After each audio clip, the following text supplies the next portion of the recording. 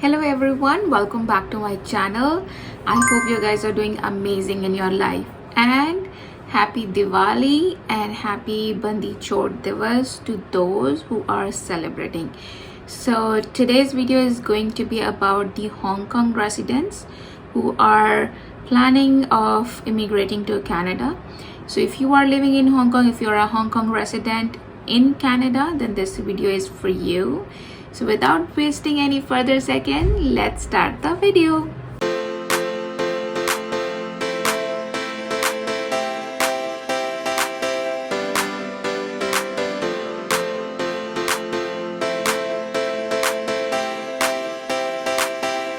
There are two streams covered in this program: in Canada graduates and then Canadian work experience. So I'll start with the in Canada graduates stream. So as you can see on your screens, the eligibility is they hold a valid passport issued by one of the following, whether it's Hong Kong Special Administrative Region of the People's Republic of China or United Kingdom to a British national overseas as a person born, naturalized or registered in Hong Kong. Then second is be physically present in Canada when you apply and when you get PR. You have valid temporary resident status in Canada. You intend to live in Canada in any province or territory other than the province of Quebec. You have a level 5 score in all 4 skills of the language, whether it's English or French. I'll go with the English. So you're reading, writing, listening and speaking.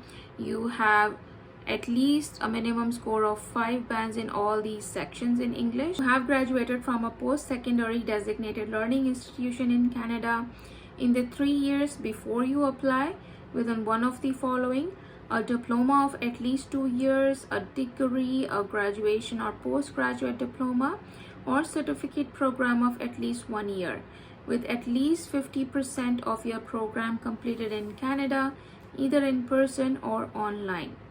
Now, how can you prove your intent to live in province or territory other than Quebec?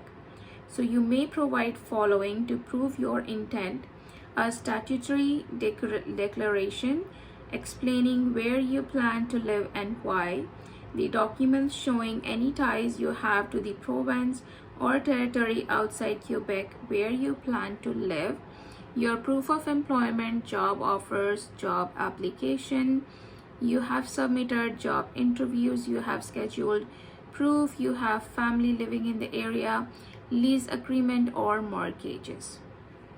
So this was all about the stream A, which is in Canada graduates. Now I'll talk about the Canada work experience. For the second stream, which is Canada work experience, the eligibility is pretty much same, but here are some differences because you will be showing your work experience. So as you can see on your screens, you must provide proof for each job you listed in your application. Letter from your employer on company letterhead that includes your name, your job title, the dates you worked for the company, the number of hours you worked each week, your annual salary and any benefits you received, the company contact information, your supervisor's information, and then copy of your T4 tax info slips and notice of assessment that CRA issued to you, copies of your records of employment, pay stubs, copies of bank deposits showing your proof of income. So this is the eligibility and the documents that are required for you to submit in your application. Now once you have your documents ready, the process is you submit your application, you create your account, you submit your application, pay your fees online and then wait for the RCC to update your application. Once you start receiving notifications that okay, you can go for the biometrics, we need the medical certificate, we need the police certificate and we need your biometrics. So just follow the guidelines, follow the instructions that you're receiving from IRCC, and once the IRCC is able to decide on your application whether they want to approve or not, you'll get the decision. If it's approved, congratulations. Then next you will be completing the PR residency formalities after receiving your COPR, and then you can just go on to the PR portal and then confirm that you have arrived in Canada and you have completed your PR formalities.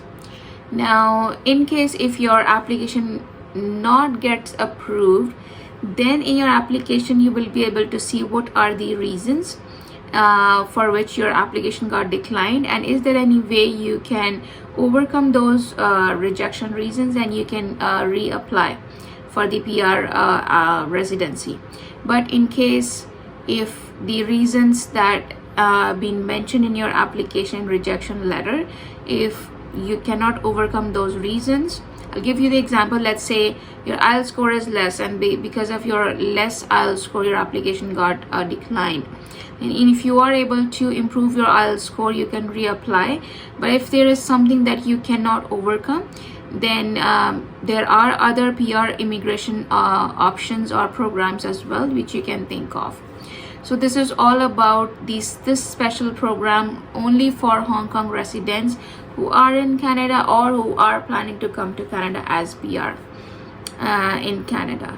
So I hope you have got the necessary information if you are a Hong Kong resident. And again, my name is Megha Ansal.